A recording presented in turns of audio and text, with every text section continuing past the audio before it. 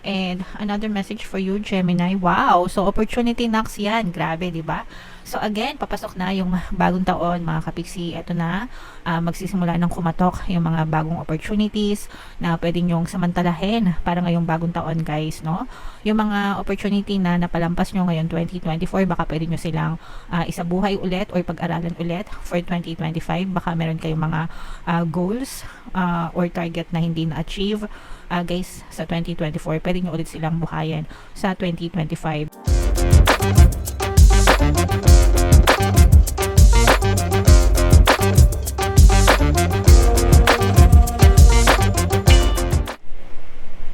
Hello guys, hello Gemini, welcome back to Pinay Pixie Tarot. Ang pamagat ng episode natin for tonight is messages from the universe para ngayong December to January para sa Gemini, Sun, Moon, Rising, Sign, and Venus. By the way, mga kapiksi, naka-upload na sa ating YouTube channel yung inyong 2025 kapalaran para sa bawat zodiac signs. If in case hindi nyo pa napapanood, punta lang kayo dun sa ating YouTube homepage, mga kapiksi. Hanapin nyo lang yung zodiac sign or yung video para sa zodiac sign nyo. So, kung ano na lang yung makaresonate, guys, take that message. Ilatag muna natin lahat ng cards. Ito yung mga mensahe sa inyo ng inyong mga gabay para ngayong messages from the universe, guys. Para ngayong December 2, January, mga kapiksi. So, yung first message for you, Gemini, moving forward, mga kapiksi, get ready for a positive change. Maging handa kayo, guys, sa mga positibong changes, mga positibong pagbabago sa buhay nyo. So, it's very important to note, guys, no? Tapos na, again, patapos na tayo sa 2024, guys. Last month na to, December na. And papasok naman yung 2025. So, magbabay na kayo, guys, sa mga kanagahan, dun sa mga nangyari sa inyo na negative, no? Ngayong 2024, for sure, for some of you, although hindi naman lahat, baka may mga negative na na-experience kayo ngayong 2024, yung mga circumstances of the past, mga kapiksi, anything na hindi masyadong kaaya-aya sa inyo na nangyari ngayong 2024, magbabay na kayo doon, mga kapiksi. Kalimutan nyo na yan, guys, because it's all just part of your journey, part of your memories, pero they do not exist anymore, guys. Hindi na sila nag-exist, nasa isip nyo na lang. So, kung hindi nyo iisipin, sooner or later, mawawala na rin siya sa buhay nyo. And i-focus nyo yung inyong atensyon sa mga positibong maaaring maganap ngayong 2025. So, i-welcome nyo ng maganda yung mga positibong pagbabago for 2025, mga kapiksi. So, mag-move on na tayo, guys. And let's all be happy, okay? And another message for you, Gemini. Wow! So, opportunity knocks yan. Grabe, di ba? So, again, papasok na yung bagong taon, mga kapiksi. Ito na, magsisimula ng kumatok yung mga bagong opportunities na pwede nyong samantalahin para ngayong bagong taon, guys, no? Yung mga opportunity na napalampas nyo ngayon 2024, baka pwede nyo silang isabuhay ulit or pag-aralan ulit for 2025. Baka meron kayong mga goals or target na hindi na-achieve, guys, sa 2024. Pwede nyo ulit silang buhayin sa 2025, mga kapiksi. Okay, pero napaka daming opportunity yung pwede nyong ma-experience, guys. Kaya wag na kayong magpatumpik-tumpik pa. Wag nyong sayangin ang inyong panahon, ang inyong oras, mga kapiksi. Pag-aralan, no? Bago sumubok, guys, make sure na pag-aralan, mag-research din para hindi kayo mapahamak, guys. Okay? Alright. And another message, Gemini. 7 heavenly virtues. Ito naman, guys, lumalabas ito para paalala, no? Dahil ito yung 7 heavenly virtues, ito yung mga dapat natin na i-focus, mga kapiksi, para tiyak na maging maganda ang ating pamumuhay. So, number 1, guys, is yung faith, no? Faith is believing in the unseen, believing that and trusting in the right thing. So, pananampalataya, mga kapiksi. Okay? Again, it's believing in the unseen. Ibig sabihin, hindi mo pa nakikita, you're already believing it. You have faith na mangyayari yon. Therefore, it will be pushed out. Okay? hope guys is pag-asa, believing that good things will prevail. Ibig sabihin, umaasa na magiging ma-okay din ang lahat. So, and always tell yourself guys, no, everything is always working out in my favor. Yan, palagi nyong sasabihin yan mga kapiksi, para whatever happens sa buhay nyo, palaging pabor pa rin sa inyo yung sitwasyon. Ikaw pa rin yung magbe-benefit sa lahat ng pagkakataon guys. Another message or another one is charity guys. Charity is unlimited loving kindness, okay, toward others. Pagkawang gawa guys, kailangan nag-iimbak tayo niyan, no? Kasi yung charity guys, pang-imbak yan ng good karma, okay? Good karma. So make sure na kumaga parang nagde-deposit ka sa karma bank mo, 'di ba? Yun sinasabi ko sa inyo. So yeah. Fortitude is never giving up guys, no? Wag susuko mga kapiksi, very important. Another one is justice. Justice is yung pagiging patas guys, being fair. Kumbaga walang kinikilingan, walang kinakampihan. Serbisyong totoo lang, okay? So yeah, patience guys. Patience is accepting the grace to forgive, no? Yung pagpapatawad mga kapiksi, very important yon guys, na marunong tayo magpatawad, being compassionate, ganyan, magkaroon ng malambot na puso mga kapiksi.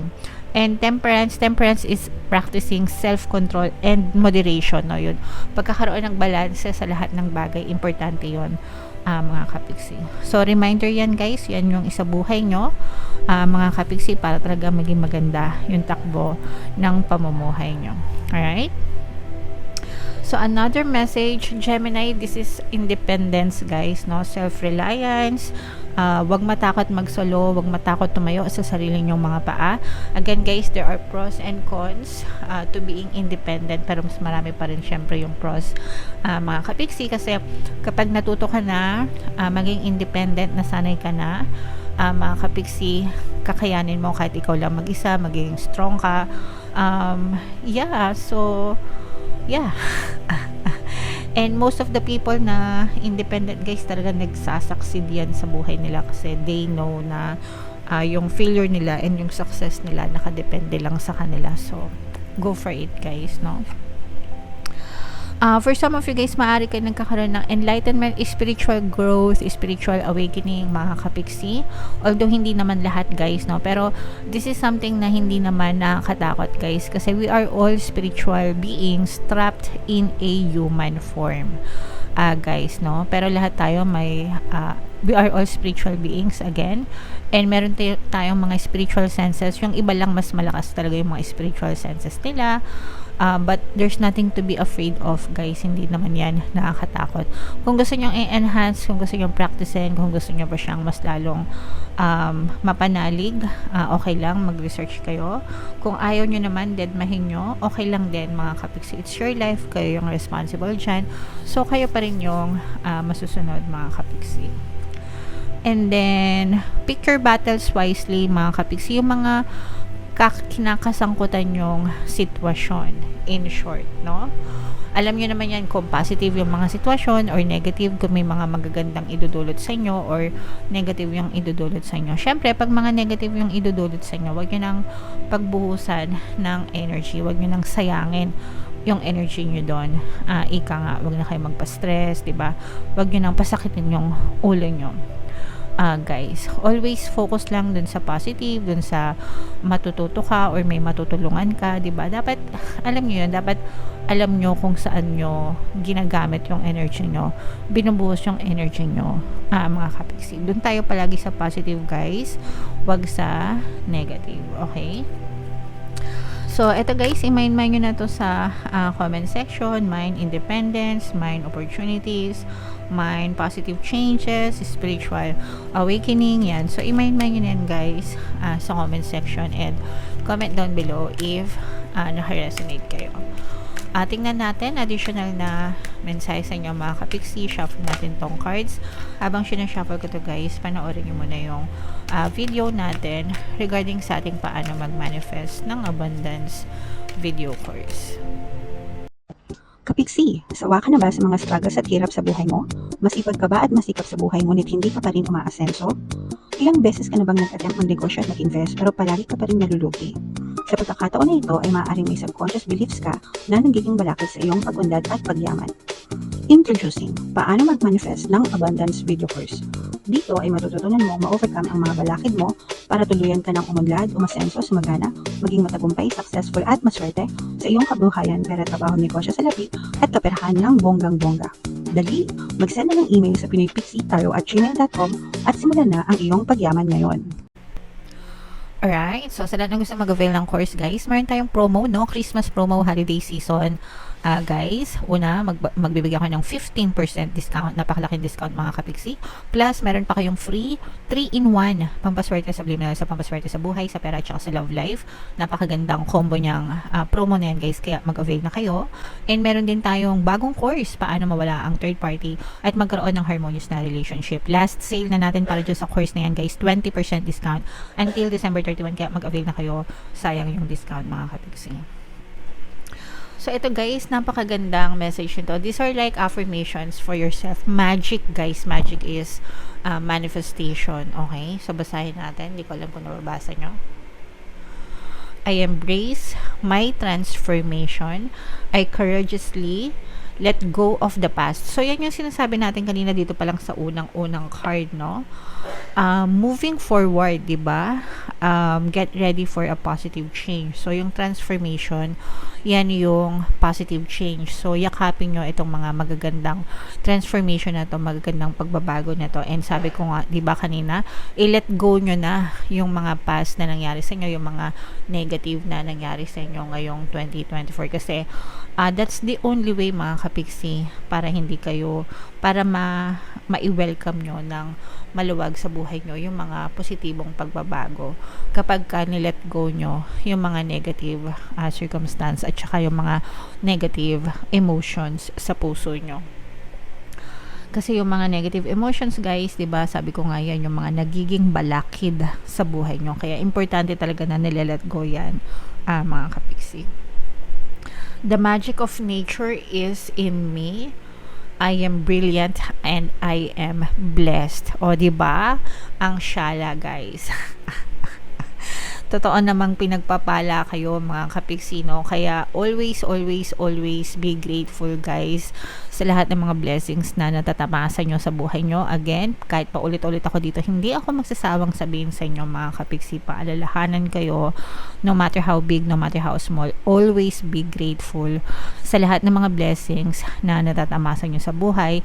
In doing so, lalo nyo pang na-attract yung more blessings to come sa buhay nyo mga kapiksi. Okay? So, yeah.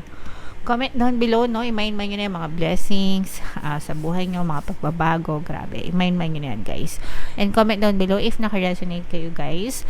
Ito yung ating 2025 kapalaran, mga kapiksi. Panoorin nyo na.